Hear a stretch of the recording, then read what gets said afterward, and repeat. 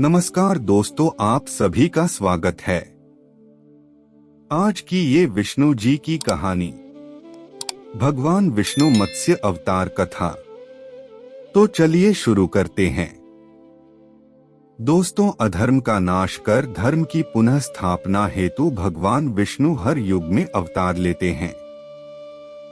आज तक अलग अलग युगों में भगवान विष्णु के 9 अवतार हो चुके हैं। भगवान विष्णु का प्रथम अवतार मत्स्य यानी मछली का अवतार माना जाता है। इस कहानी में हम भगवान विष्णु का प्रथम अवतार मत्स्य अवतार की कहानी को जानेंगे। मत्स्य अवतार भगवान विष्णु के प्रथम अवतार है। मछली के रूप में अवतार लेकर भगवान विष्णु ने एक ऋषि को सब प्रकार के जीव जंतु एकत्रित करने के लिए कहा और पृथ्वी जब जल में डूब रही थी तब मत्स्य अवतार में भगवान ने उस ऋषि की नाव की रक्षा की। इसके पश्चात ब्रह्मा ने पुनः जीवन का निर्माण किया। एक दूसरी मान्यता के अनुसार एक राक्षस ने जब वेदों को चुराकर सागर की अथाह गहराई में छुपा दिया, तब भगवान विष्णु ने मत्स्य रूप धारण करके वेदों को प्राप्त किया और उन्हें पुनः स्थापित किया। एक बार ब्रह्मा जी की असावधानी के कारण एक बहुत बड़े दैत्य ने वेदों को चुरा लिया। उस दैत्य का नाम हयग्रीव था। वेदों को चुरा लिए जाने के कारण ज्ञान लुप्त हो गया। चारों ओर अज्ञानता का अंधकार फैल गया और पाप तथा अधर्म का बोलबाला हो गया। तब भगवान विष्णु ने धर्म की रक्षा के लिए मत्स्य रूप धारण करके हयग्रीव का वध किया और वेदों की रक्षा की। कल्पांत के पूर्व एक पुण्यात्मा राजा तप कर रहा था। राजा का नाम सत्यव्रत था। सत्यव्रत पुण्यात्मा तो था ही, बड़े उदार हृदय का भी था। प्रभात का समय था। सूर्योदय हो चुका था। सत्यव्रत कृतमाला नदी में स्नान कर रहा था। उसने स्नान करने के पश्चात जब तर्पण के लिए अंजलि में जल लिया तो अंजलि में जल के साथ एक छोटी सी मछली भी आ गई। सत्यव्रत ने मछली को नदी के जल में छोड़ दिया। मछली बोली, राजन, जल के बड़े बड़े जीव छोटे छोटे जीवों को मारकर खा जाते हैं, अवश्य कोई बड़ा जीव मुझे भी मारकर खा जाएगा। कृपा करके मेरे प्राणों की रक्षा कीजिए। सत्यव्रत के हृदय में दया उत्पन्न हो उठी। उसने मछली को जल से भरे हुए अपने कमंडलू में डाल लिया। तभी एक आश्चर्यजनक घटना घटी। एक रात में मछली का शरीर इतना बढ़ गया कि कमंडलू उसके रहने के लिए छोटा पड़ने लगा।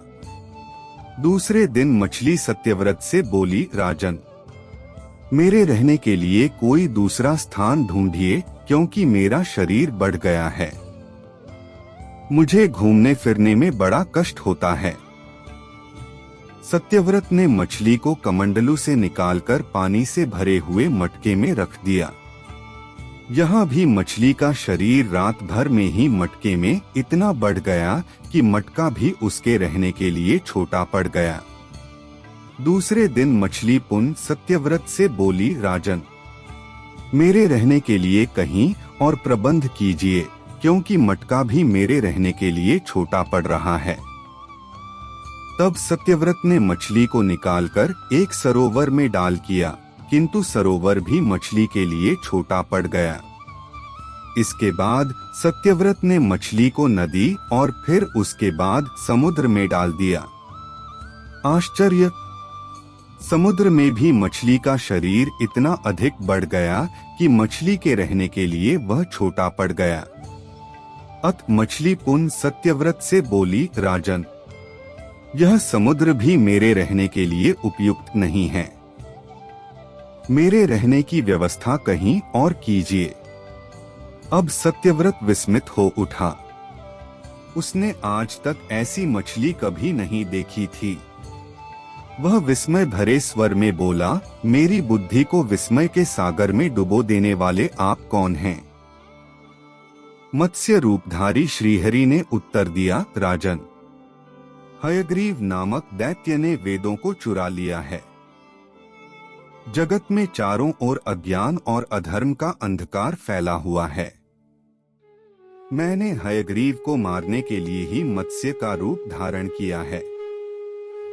आज से 7वें दिन पृथ्वी प्रलय के चक्र में जाएगी। समुद्र उमड़ उठेगा, भयानक वृष्टि होगी, सारी पृथ्वी पानी में डूब जाएगी। जल के अतिरिक्त कहीं कुछ भी दृष्टिगोचर नहीं होगा। आपके पास एक नाव पहुंचेगी। आप सभी अनाजों और औषधियों के बीजों को लेकर सप्तऋषियों के साथ नाव पर बैठ जाएगा। मैं उसी समय आपको पुनः दिखाई पड़ूंगा और आपको आत्मतत्व का ज्ञान प्रदान करूंगा। सत्यव्रत उसी दिन से श्रीहरि का स्मरण करते हुए प्रलय की प्रतीक्षा करने लगे। 7वें दिन प्रलय का दृश्य उपस्थित हो उठा। समुद्र भी उमड़कर अपनी सीमाओं से बाहर बहने लगा। भयानक वृष्टि होने लगी। थोड़ी ही देर में सारी पृथ्वी पर जल ही जल हो गया। संपूर्ण पृथ्वी जल में समा गई। तभी उसी समय एक नाव दिखाई पड़ी। सत्यव्रत सप्तऋषियों के साथ उस नाव पर बैठ गए। उन्होंने नाव के ऊपर संपूर्ण अनाजों और औषधियों के बीज भी भर लिए।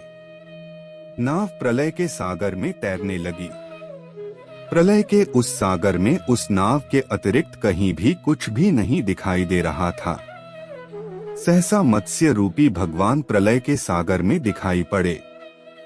सत्यव्रत और सप्तऋषिगण मत्स्य रूपी भगवान की प्रार्थना करने लगे।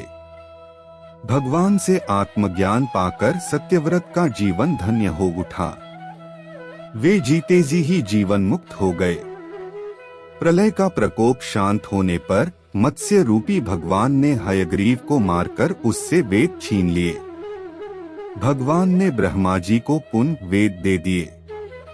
इस प्रकार भगवान ने मत्स्य रूप धारण करके वेदों का उद्धार तो किया ही, साथ ही संसार के प्राणियों का भी अमिट कल्याण किया। दोस्तों, अगर आपको ये भगवान विष्णु मत्स्य अवतार कथा पसंद आई हो तो इसे अपने दोस्तों व रिश्तेदारों के साथ शेयर एंड सब्सक्राइब जरूर करें। हमें कमेंट करके जरूर बताएं। आपके कीमती समय के लिए धन्यवाद।